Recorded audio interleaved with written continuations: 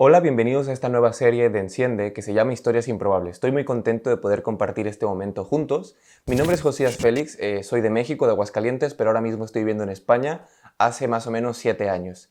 Estudié aquí teología y ahora estoy trabajando como pastor de jóvenes en el campus adventista de España. Yo estoy muy contento de poder estar con vosotros y sobre todo que me hayan dado la oportunidad y esta plataforma para poder compartir algunas reflexiones y algunas perspectivas sobre pues lo que nos dice un texto bastante interesante. Es muy chulo poder tener esta oportunidad y más que un sermón me gustaría que te lo tomaras como una charla entre amigos donde no hay una figura que te enseña, sino poder tener este intercambio de ideas porque juntos yo creo que por medio del diálogo podemos lograr extraer cosas bastante buenas. Así que, por favor, después de que termine esto, profundice en el tema, no te creas todo lo que te digo, por supuesto, extrae lo mejor y dame la oportunidad de que probablemente algunas ideas te suenen algo chocantes, pero puede ser que te puedan ayudar y sobre todo te puedan servir en tu vida diaria cristiana. Y eso es lo que venimos a hacer aquí, ¿no? Aprender y por supuesto siempre estoy disponible a que intercambiemos ideas y sobre todo a que me busques por privado para poder hablar. Así que vamos a ello porque primero es lo primero. Y justamente así se llama la reflexión de hoy. Porque muchas veces nos ha puesto sobre nuestras espaldas esta idea de que primero tiene que ser Dios, por supuesto. Y entonces nunca se nos explican qué es, ¿no? O sea, yo creo que a veces los cristianos estamos tan llenos de frases que se nos dicen una y otra vez, pero que nunca se nos ha explicado cómo hacerlo o cómo llevarlo a la vida práctica. Por eso me gustaría explicarte ciertas cositas y sobre todo que podamos ir reflexionando pues, en ciertos textos y demás para que tú puedas aplicarlos en tu vida práctica y poder traducir estas frases Mr. Wonderful que muchas veces se nos han planteado. Así que el equipo técnico pondrá por aquí o por algún lado ciertas imágenes que tú me podrás ver. Pues en el colegio he tenido la oportunidad de estar dando estudios bíblicos a personas muy diversas y diferentes, ya que nuestro colegio tiene la oportunidad de tener muy pocos adventistas y muchas personas que no son adventistas, son católicos y demás. Y le he dado pues estudios bíblicos a 3 chicas diferentes, a una chica que era católica, a otra chica que era más espiritual, que le gustaba toda esta onda de energías y demás, y una que en realidad no tenía ni idea de nada, simplemente se autodenominaba como agnóstica. Por tanto, era bastante interesante porque en muchas ocasiones contamos ciertas historias bíblicas que nosotros ya tenemos como muy preconcebidas y nosotros las entendemos perfectamente. Yo les explicaba la historia de Elías cuando había los carros de fuego y demás y Dios les ayudó a ver y yo decía, bueno, es que Dios te va a proteger, etc. Y él me decía, bueno, ¿y a los demás quién los protege? Y fue una cuestión que me hizo dudar mucho, ¿no? Porque yo creo que nuestra cosmovisión y nuestra perspectiva nos hace ver con unas gafas ciertas cosas y puede ser que no la estemos traduciendo de la manera correcta y no estemos entendiendo bien tal vez el mensaje o puede ser que otras personas cuando lo vean les resulte un poco extraño. Por tanto, nuestro trabajo justamente es eso, de poder traducir y cambiar constantemente. Ahora mismo tú vas a estar viendo una gráfica que es bastante interesante que se llama la teoría de las revoluciones de Thomas Kuhn. Esto nos habla de algo muy interesante. ¿Por qué? Porque nos habla de que siempre hay un paradigma, que es el paradigma 1, que se le llama como la ciencia normal. Después, en esta ciencia normal pasan cierto tipo de años hasta que hay personas que empiezan a notar ciertas anomalías, ciertas cosas que no están funcionando. Oye, esto de aquí probablemente no es lo mejor. Bueno, no está funcionando ya. Estas personas que notan esas anomalías, puede ser que se queden sentados en sus lugares y que no les importe nada. O puede ser que tomen esa iniciativa y liderazgo de poder empezar lo que es la ciencia revolucionaria. Esas personas que alzan la mano y que dicen, oye, ¿sabes qué? Esto no nos está gustando. Quiero proponer esto, quiero hacer esto. Pero siempre se tiene que acompañar la ciencia revolucionaria con propuestas, no solamente con críticas o con la exposición o la evidencia de esas anomalías. De cierta manera, empiezan a alzar la voz, las personas empiezan a convencerse y es ahí cuando se cambia de paradigma y empezamos un paradigma 2. Tú dirías, ahí se acaba todo. Por supuesto que no. Todo esto es cíclico. ¿Por qué? Porque finalmente se acaba un paradigma, empieza otro y así constantemente se tiene que acabar un paradigma y empezar otro. Y muchas veces nosotros hemos moralizado los paradigmas y por eso es tan difícil el cambio, por eso es tan difícil avanzar y cambiar de paradigma. Por tanto, tenemos que plantearnos muy bien que esta cuestión de la teoría de revoluciones nosotros tendríamos que probablemente alzar la mano y no tener miedo de expresarnos porque tenemos que cambiar de paradigma o no. Y esto es una cuestión que tendremos que decidir cada uno y como jóvenes hay que estar motivados para poder llevar la batuta y alzar la mano porque todos los cambios sociales los ha llevado pues muchos jóvenes. Ahora me quiero centrar en la cristiandad. Hace no mucho tiempo, amigo mío, casi toda la sociedad era cristiana. Tú también vives en México y en México también tienes una sociedad altamente cristiana. Hace mucho tiempo también, pues una persona que era ateo era el raro y se le miraba feo. Ahora, por ejemplo, en Europa, en mi contexto donde yo vivo, pues si eres cristiano se te mira feo a ti. Pero también hace no mucho tiempo Europa, si tú eras ateo, agnóstico o lo demás, pues se te miraba muy feo. ¿Por qué? Porque todos creíamos en el cristianismo. Y esto es bastante interesante entenderlo porque estábamos en un estatus de cristiandad, hasta que llega la teoría de la evolución, la liberación sexual, la laicidad del Estado, el ateísmo, el escepticismo y muchos de estos movimientos. Y muchas personas como cristianos se tiraban de los pelos y decían, no puede ser, ¿qué está pasando? Pero yo creo que esto nos vino muy bien al cristianismo porque cuando empieza a soltarse ciertas anomalías del cristianismo, según ciertas personas, empieza a haber una ciencia revolucionaria, los cristianos también tienen que ponerse a investigar. Los cristianos se tienen que mover de su banco tan cómodo en el que estaban y empezar a investigar y a ver ciertas cosas que probablemente no estaban siendo explicadas de manera correcta. Por tanto, en ocasiones esos cambios o esa resistencia que opone la sociedad nos ayuda a nosotros como cristianos a renovarnos. Pero si nosotros simplemente vamos con el status quo, probablemente nunca lleguemos a cambiar de paradigma. O nos aferremos a lo nuestro y no nos importe lo que está pasando fuera. Y que yo creo que esto también puede afectarnos. Ahora, si vamos a Romanos 12:2, que es un texto que yo lo tomo como estandarte en mi vida, es un texto que nos han explicado un poquito mal en ciertas ocasiones. Romanos 12:2 nos han dicho que simplemente no nos conformemos con las cuestiones del mundo, que no fumemos, que no bebamos, que no salgamos de fiesta y demás. Pero realmente Pablo trató de decir esto en este texto. Pues probablemente no. ¿Por qué? Porque Romanos 12:2 nos habla y dice, no os conforméis con este mundo, sino transformaos mediante la renovación de vuestro entendimiento, para que podáis comprobar cuál es la voluntad de Dios agradable y perfecta. Pero después de esos textos, antes y después, está hablando de una espiritualidad práctica, que ya tocaremos este tema. Cuando hablamos de espiritualidad práctica nos empieza a hablar sobre el amor, sobre la paciencia, sobre la empatía mutuamente, sobre tratarnos bien y demás. No está hablando sobre las cosas que en muchas ocasiones entendemos con el mundo. Ese texto es un llamado a que como jóvenes, como iglesia, no nos conformemos con lo que la sociedad nos propone en el sentido de la desigualdad entre el hombre y la mujer, la desigualdad entre los diferentes hombres, el clasismo que existe y demás cosas. Por tanto, esto es un llamado a la renovación constante. Como seres humanos estamos cambiando constantemente y nosotros como personas, cuando dejamos de cambiar, perdemos la esencia de lo que Dios creó para nosotros. Por eso es que nos dice que nos renovemos con el entendimiento, con nuestra mente, que utilicemos el raciocinio, que utilicemos un proceso para poder ir a las Escrituras, para poder entender las cosas y que no moralicemos nada, sino que renovemos todo lo que hagamos. De esta manera podremos descubrir cuál es la voluntad de Dios. Y aquí muchas veces dice, la voluntad de Dios cambia. No, no cambia. Pero sí cambia nuestro entendimiento sobre ella porque la revelación es progresiva y nosotros vamos entendiendo poco a poco qué es lo que Dios espera de nosotros como generación, porque sin duda alguna Él se expresa y se traduce para que nosotros podamos entenderlo.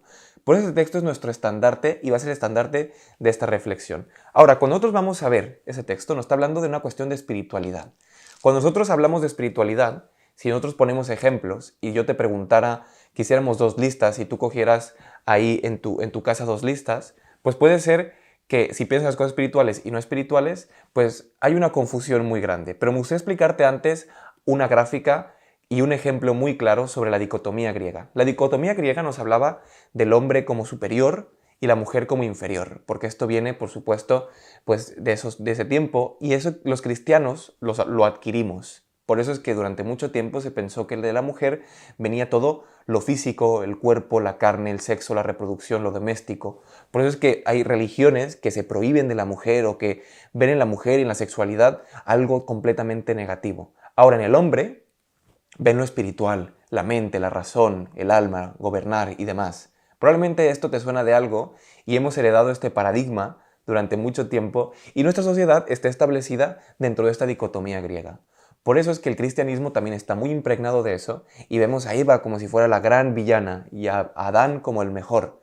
Y es por eso que probablemente el liderazgo masculino se ve como algo positivo, pero que en la mujer se deposite todas las emociones, toda la subjetividad, todas las cosas negativas. Esta dicotomía griega la vemos en el día a día, la vemos también en nuestra manera de expresar la espiritualidad, porque si nosotros nos vamos a pensar justamente en estas 2 listas y tú ahora apuntaras en un papel qué es espiritual y qué no es espiritual, seguro que cosas espirituales me dirías cosas como orar, leer la Biblia, ir a la iglesia, cantar himnos, y demás cosas. Y si yo te dijera cosas no espirituales, me dirías jugar fútbol, salir a comer, yo qué sé, tener relaciones sexuales y muchas otras cosas que no son espirituales. Lo espiritual solo tiene que ver con la iglesia. Y lo que hemos hecho ahí es coartar la espiritualidad y hemos hecho una espiritualidad muy pobre y sobre todo muy sesgada de lo que tiene que ver. Los judíos no veían la espiritualidad así, veían la espiritualidad mucho más abierta y lo veían en el día a día. Y esto al final termina pues impregnado en Pablo porque Pablo, como buen judío, entendiendo la espiritualidad no como los griegos, sino como los judíos, no como lo enseñó Dios por medio de muchas generaciones, entendían la espiritualidad práctica, como una cuestión de actitud. Si nosotros vamos a 1 Corintios 10:31, me gusta muchísimo este texto porque nos habla justamente de esta espiritualidad. Nos dice, así si coméis o bebéis o hacéis otra cosa, hacedlo todo para gloria de Dios. Aparte me gusta que utiliza dos verbos bastante importantes y que no son ociosos en estos textos. Porque dice comer y beber. Comer y beber son de las cosas o necesidades fisiológicas más necesarias del ser humano. Y hay veces que comer y beber lo podemos disfrutar un montón, pero también es necesario poder hacerlo. Es de lo más básico de nuestra lista de prioridades. Por eso es que Pablo utiliza estos dos verbos y nos dice, así que comas o bebas, hazlo todo para gloria de Dios. Además, en Colosenses 3:23 se vuelve a repetir la idea. Cuando se repite la idea, un tip de teólogo es que es muy importante. Porque hay veces que nosotros queremos forzar las cosas con un texto bíblico, pero cuando se vuelven a repetir una y otra vez, es porque algo nos están tratando de decir y es una idea que quiere remarcar. ¿Por qué? Porque el autor es el mismo y quiere remarcar esa idea a diferentes iglesias y, por supuesto, a nosotros. Y nos dice, todo lo que hagáis, hacedlo con vuestro corazón como para el Señor y no para los hombres. Y es interesante poder entender esto, porque nos está hablando de una espiritualidad que tiene que ver con una actitud de vida y no como una cuestión religiosa o una cuestión de hábitos o demás. Si nos habla de una actitud de vida, de una perspectiva y una cosmovisión con la que nosotros afrontamos las circunstancias. Por eso lo podemos ver en este texto de Marcos 10, del 17 al 30. No hace falta que lo leamos porque yo sé que conoces la historia de este joven rico, de este John Glory Money, este joven que hace todo, que llega al Señor y le dice, Señor, pero ¿qué debo de hacer para ir a la vida eterna? Esta pregunta del millón que le preguntan a Jesús tantas veces. Y Jesús le dice, ¿sabes qué? Pues guarda los mandamientos. Y aparte se dirige directamente a la espiritualidad práctica, a la espiritualidad relacional. Pues no robes, no mates, no hagas falso testimonio y demás.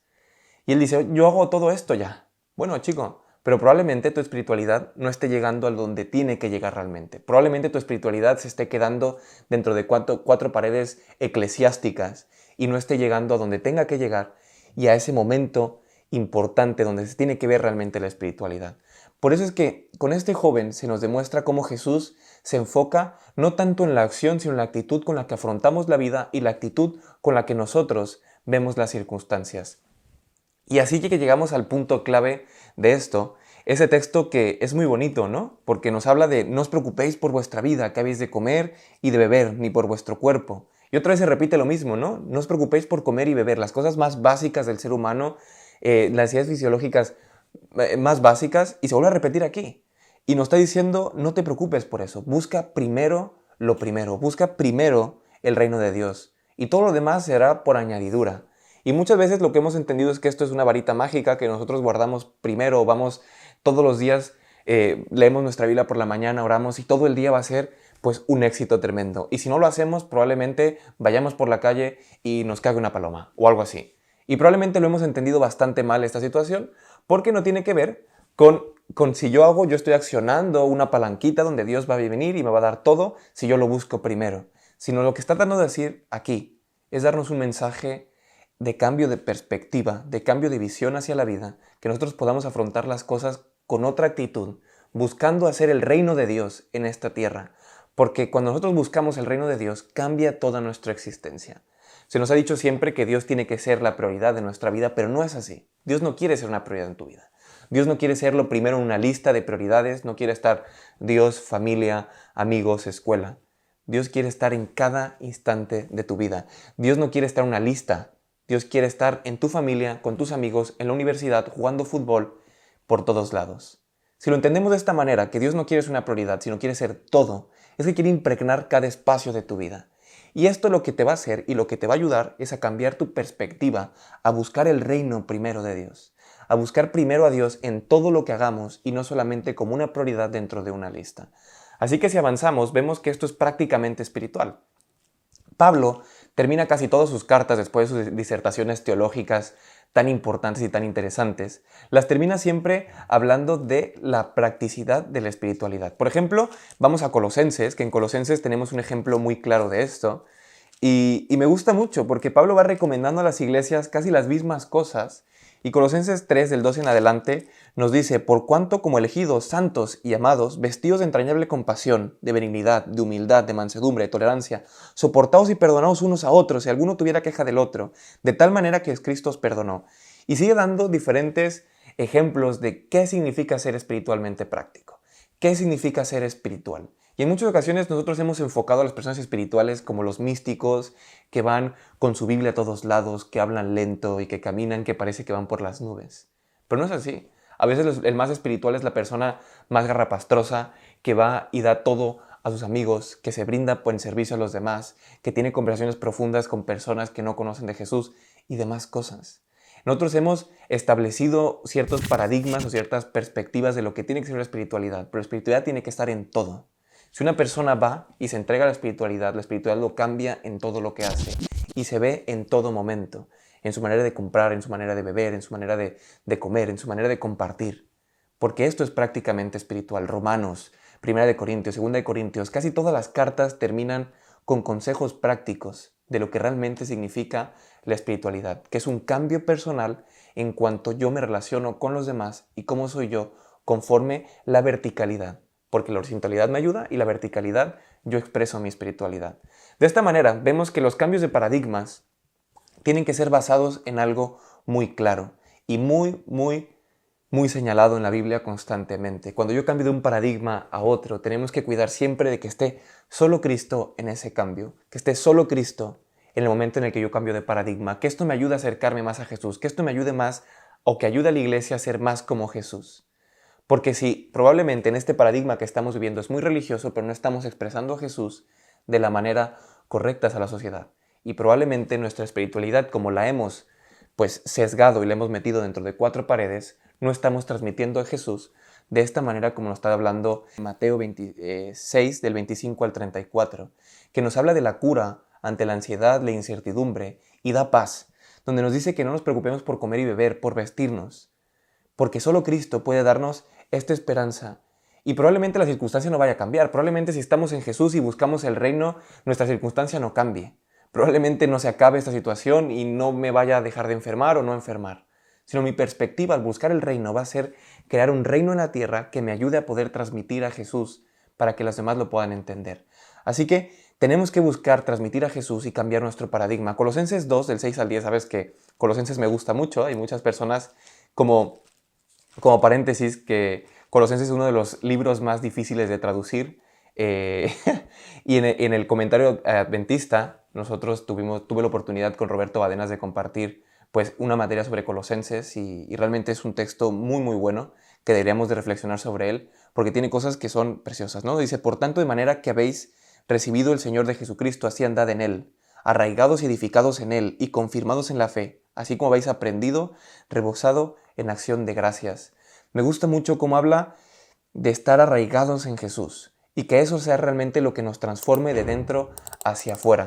Porque en muchas ocasiones nosotros hablamos de formas y de formas, pero no significa que tengamos que cambiar las formas de la iglesia, sino tenemos que buscar cambiar el fondo de nuestro paradigma cristiano, el fondo de nuestra cosmovisión, el fondo de nuestra perspectiva.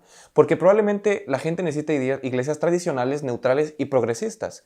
Probablemente hay una persona que se sienta más cómodo cantando himnos, ¡qué bonito! Probablemente hay una persona que se sienta más en una iglesia neutral donde esté más equilibrada la cosa, o probablemente una persona que le gusta el progresismo, que le gusta una iglesia más alternativa, que pueda llegar a un esquema o a un segmento de nuestra sociedad, que realmente se identifica con eso.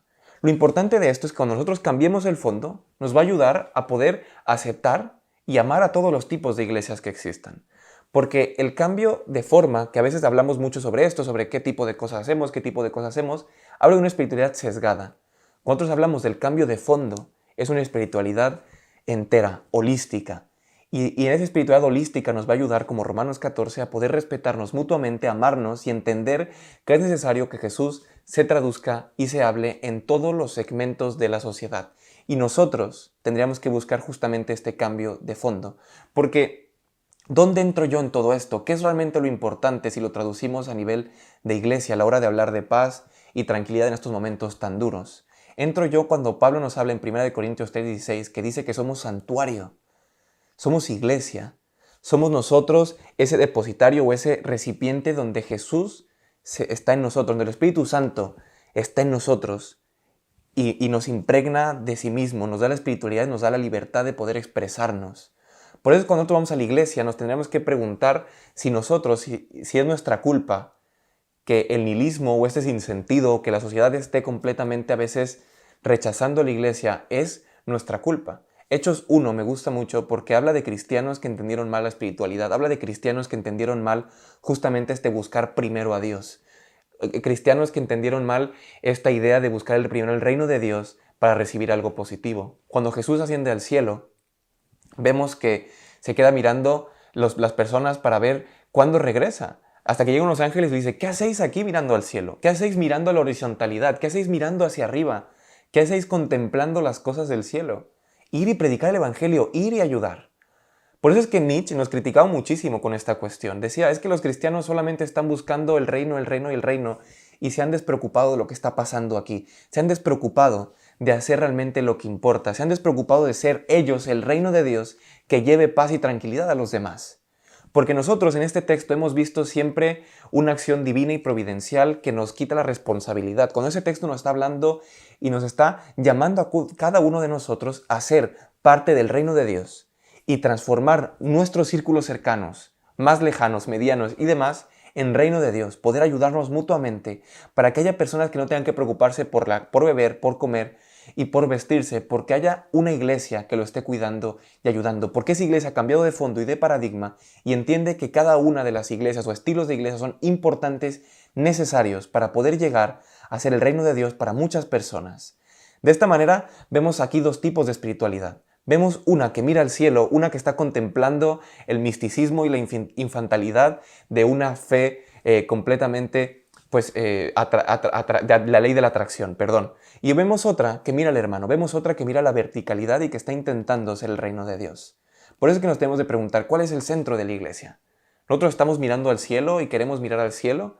¿O queremos ver en el centro de la iglesia algo más importante y queremos hacer realmente la obra de Dios?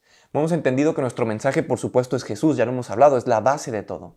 Ahora, si vamos a hablar del centro de la iglesia, no es Dios. Lo más importante en nuestra iglesia no es Dios, porque la iglesia fue concebida con la idea de la colectividad y la comunidad.